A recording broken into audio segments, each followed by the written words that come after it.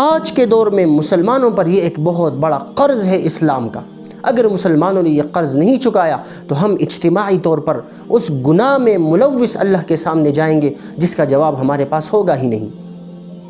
اور امت کا جو باشعور طبقہ ہے، جس میں علماء اکرام شامل حال ہیں، جن میں تعلیم یافتہ طبقہ شامل حال ہے، جس میں مسلمانوں کی سربراہیت شامل حال ہے، یہ ان لوگوں کا فریضہ بن رہا ہے کہ وہ مسلمانوں کو درپیش آنے والے ان نظریاتی اور ثقافتی مسائل کا حل نکالیں۔ الحمدللہ رب العالمین والصلاة والسلام علی اشرف الانبیاء والمرسلین، اما بعد فاعوذ باللہ من الشیطان الرجیم، بسم اللہ الرحمن الرحیم، وانتم الاعلون ان کنتم مؤمنین، صدق اللہ العظیم۔ محترم و مکرم ناظرین، دور جدید میں مسلمانوں کو درپیش آنے والے مسائل میں ایک اہم مسئلہ وہ مسلمانوں کی نظریاتی تذبذب اور نظریاتی ذبحالی ہے۔ اسلام اور قرآن اور آپ صلی اللہ علیہ وسلم کا دین مسلمانوں سے جس طرح کے نظریات چاہتا ہے اور اسلام ہم سے جس طرح کے عقائد رکھنے کا تقاضا کرتا ہے، آج کے دور میں مسلمانوں میں وہ نظریات اس طرح نہیں پائے جا رہے ہیں، اور ہمارے عقائد اس لیول پر نہیں پہنچ رہے ہیں جس لیول پر ہم سے قرآن کریم اور احادیث مبارکہ تقاضا کرتے ہیں۔ کیونکہ آج کے دور میں ایک بہت بڑا المیہ یہ ہے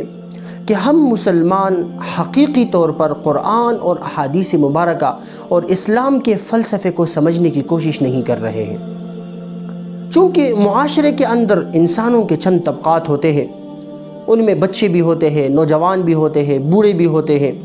عورتیں بھی ہوتی ہیں، اور ان میں سے ہر طبقے پر الگ طرح سی محنت کی ضرورت ہوتی ہے۔ بچوں کی اسلامی لائف سٹائل کیسی بنائی جائے، ان کی اسلامی تربیت کیسے کی جائے، ان کو اسلامی زندگی کیسے دی جائے، آج کے مسلمان کے پاس اس طرح کا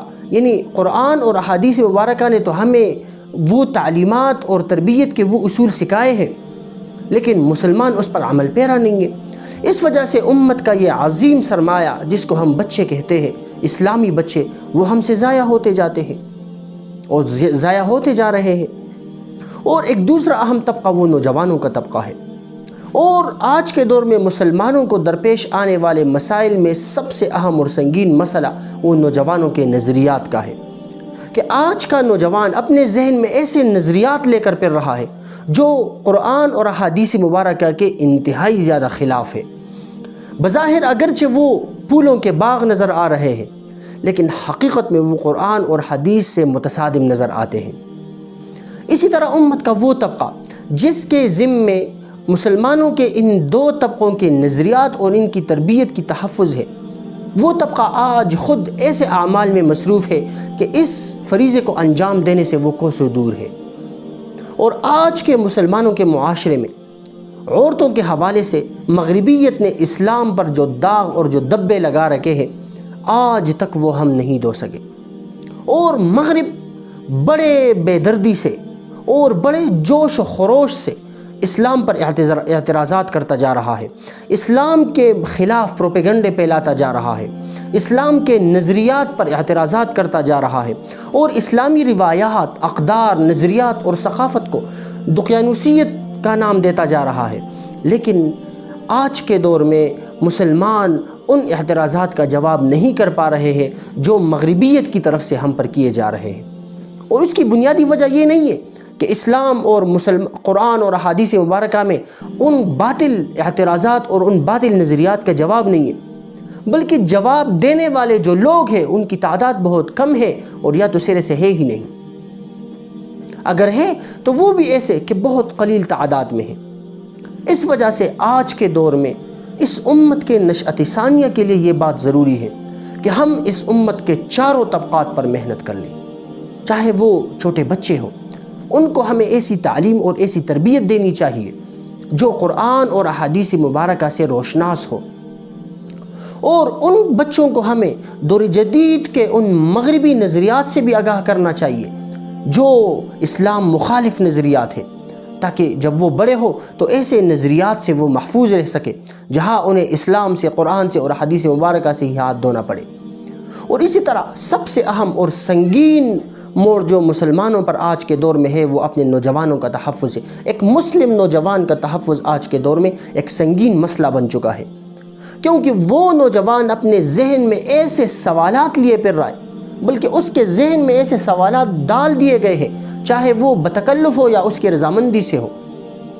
جو انتہائی خطرناک سوالات ہیں،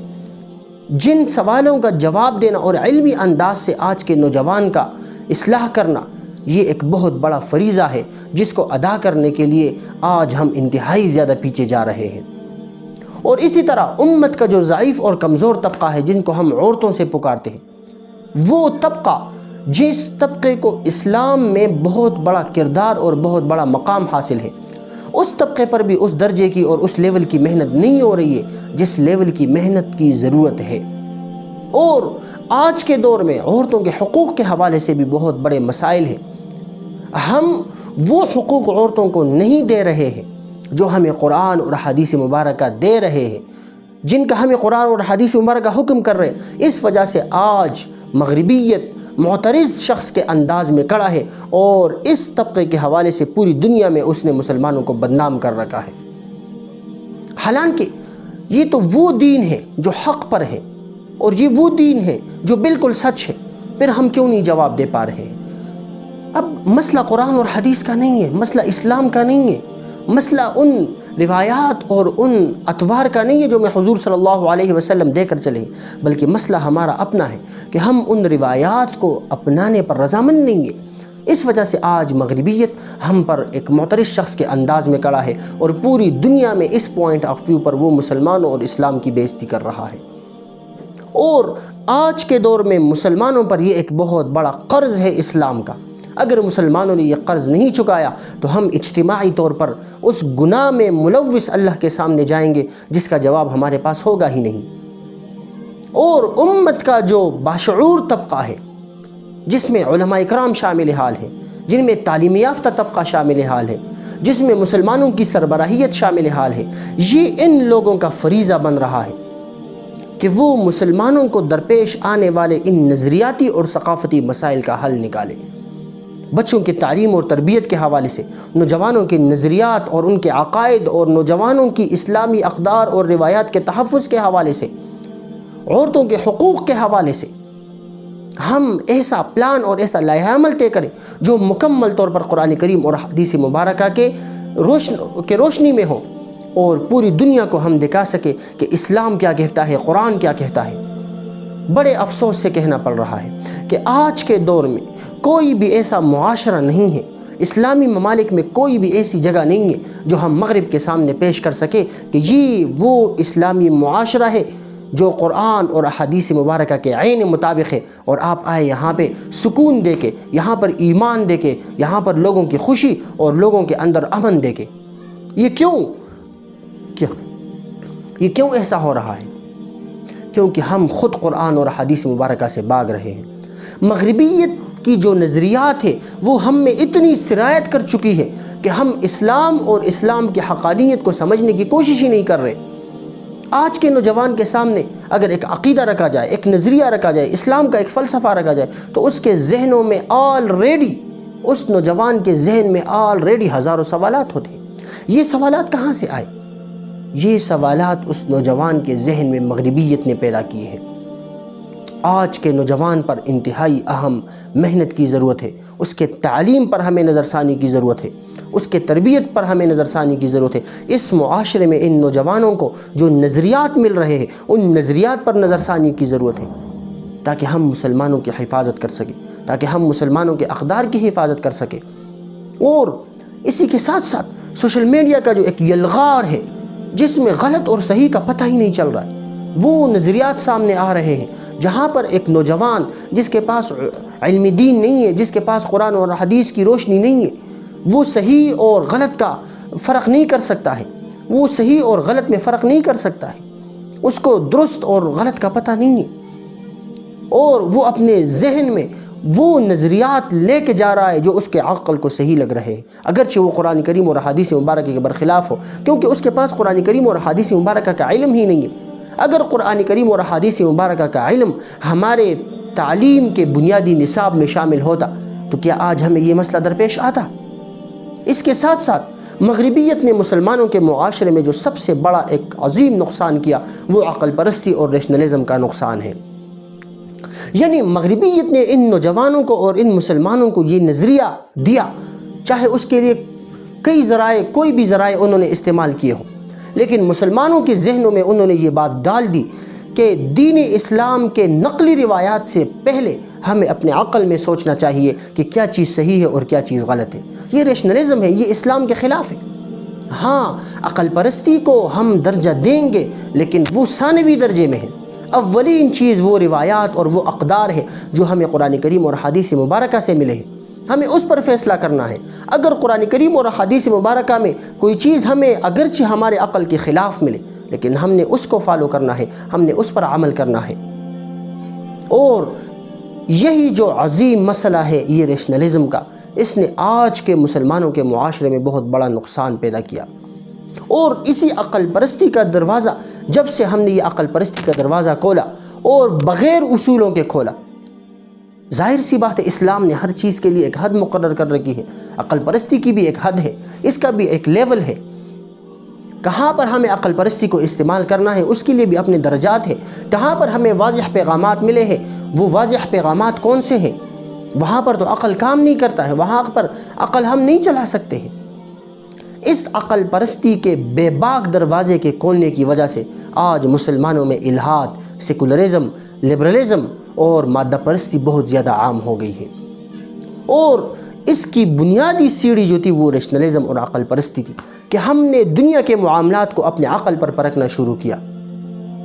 جس کی وجہ سے ہمیں ان نقصانوں کا سامنا کرنا پڑ رہا ہے۔ میں اپنے مسلمان بھائیوں سے گزارش کروں گا کہ اسلام کے نشأت ثانیہ کے لیے ہم نے کوشش جدوجہد کرنی ہے، ورنہ ہم میں سے آج کے دور میں جو بھی مسلمان اللہ کے پاس جا رہے ہیں وہ گناہگار بن کر جا رہا ہے اور اپنے سر ایک اجتماعی گناہ وہ لے کر جا رہا ہے کہ آج کے دور میں مغربیت نے اسلام کو جس دقیانوسیت کے ساتھ پیش کیا اور جس غلط انداز سے پیش کیا، اسلام پر انٹرنیشنل لیول پر مغرب نے جو اعتراضات کیے اور اسلام کے سفید لباس پر مغربیت نے جو داغ لگائے، ان داغوں کو ختم کیے بغیر ہم دنیا سے جا رہے ہیں، ان اعتراضات کا جواب دیے بغیر ہم جا رہے ہیں۔ اور صرف زبانی اعتبار سے نہیں، معاشرتی اعتبار سے بھی آج ہم نے مغرب کو یہ کبھی بھی پیش نہیں کیا کہ یہ ایک مسلمانوں کا معاشرہ ہے اور آپ آئے دیکھیں کہ یہاں کیا چل رہا ہے۔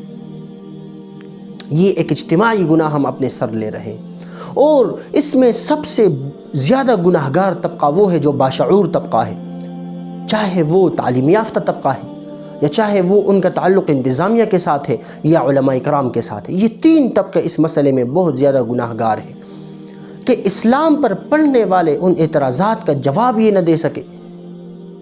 جو آپ صلی اللہ علیہ وسلم جو دین انتہائی صفائی، انتہائی صاف ستھرے کپڑے کی شکل میں ہمیں دے چکے تھے، وہ آج مسلمان اپنے ہاتھوں سے اس کو میلا کر رہے ہیں۔ اور اگر کوئی اس لباس پر گند ڈال رہا ہے تو اس گند کو ہم ہٹا بھی نہیں پا رہے۔ 9/11 کے بعد مغربیت نے اسلام کو دنیا میں جس انداز سے پیش کیا اور دہشت گردی کا جو دبا اسلام پر لگایا، وہ دبا آج تک ہم نہیں دھو سکے اور نہ ہم دھو رہے۔ اور مغرب بڑی بے باکی سے اسلام پر اعتراض کرتا جا رہا ہے کہ یہ ایک دقیانوسیت کا دین ہے، اسلام میں سختی ہے، اسلام عورتوں کے حقوق کو پامال کر رہا ہے، اسلام نے نوجوانوں کی ذہنیت کو خراب کیا ہے، اسلام کے پاس کوئی معاشرتی زندگی نہیں ہے، اسلام کے پاس کوئی بھی بچوں کے حوالے سے تربیتی زندگی نہیں ہے، اور ہمارے پاس ان اعتراضات کا جواب ہی نہیں ہے۔ اس وجہ سے آج کا مسلمان سویا ہوا مسلمان ہے، خواب خرگوش میں سویا ہوا مسلمان ہے، اور جس چیز کے لیے ہمیں حقیقی طور پر کوشش کرنی چاہیے اس کے لیے ہم کوشش کر ہی نہیں رہے ہیں۔ اللہ تعالی ہمیں سمجھنے کی توفیق عطا فرمائے۔ وآخر دعوانا ان الحمد للہ رب العالمین۔